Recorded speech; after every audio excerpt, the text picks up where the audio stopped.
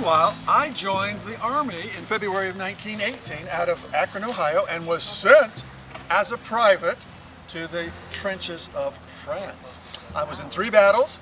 After the second one, I took some shrapnel in a very delicate spot in the lower quarters and ended up in my sweetie's field hospital in Dijon, south of Paris. But he actually arrived at our hospital with this kind of off-centered driver of an ambulance. He used to put cartoons, true cartoons, on the ambulance. What was his name? Walt something. Disney. Disney, yeah, that's it. And later I met Walt in the trenches, and a rat scurried down the trench, and I said, Walt, why don't you do a cartoon about a rat or a mouse? And well, we know what happened after that. I guess it took me up on that. Yes, it did. But due to Robert's injury, war injury, we thought perhaps he'd be better off in a warmer climate. So we decided to come to Florida, found Dunedin, bought a house at 244 Florida Avenue.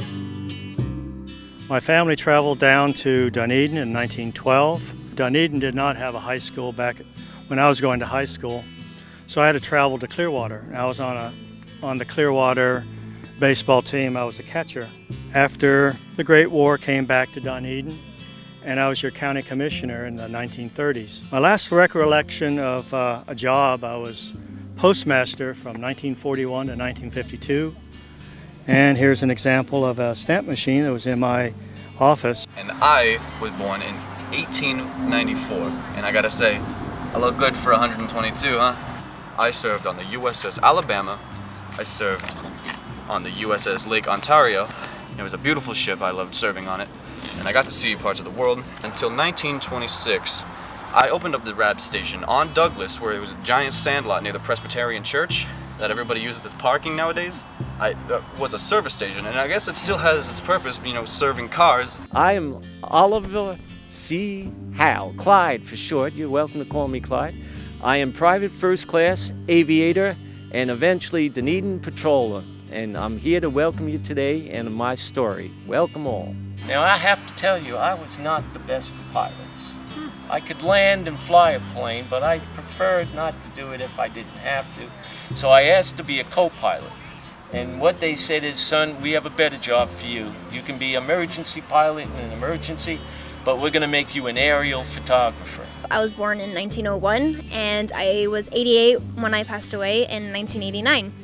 My family originated from Edinburgh, Scotland. After my parents got married, they moved down here in the 1870s. The original name was Jonesboro. My family actually petitioned the post office to change the name to Dunedin, which is Gaelic for Edinburgh, which means Palace on the Heights.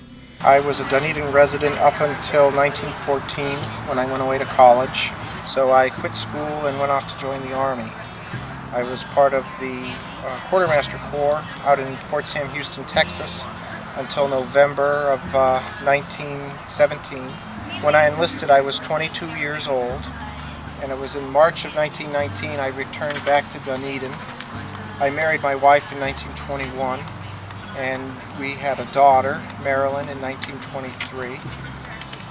And it was in 1925 that I became the mayor of Dunedin. I was mayor for 2.5 years, from 1925 to 1928. I wrote a book, The History of Dunedin, so I was the unofficial historian of the town. Is it still in print? I don't believe so. And then years later, in 1962, she lay down for a nap one afternoon and never woke up.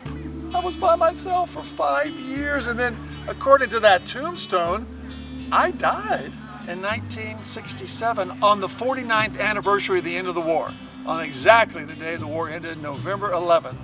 It ended in 1918, and I died in 1967. So that's our story. We're back for the day. I haven't seen sunshine in 50 years, and she's 120 and looks darn good, don't you think? I'm only 119. All right, and that is the Zeiler story. Thank you.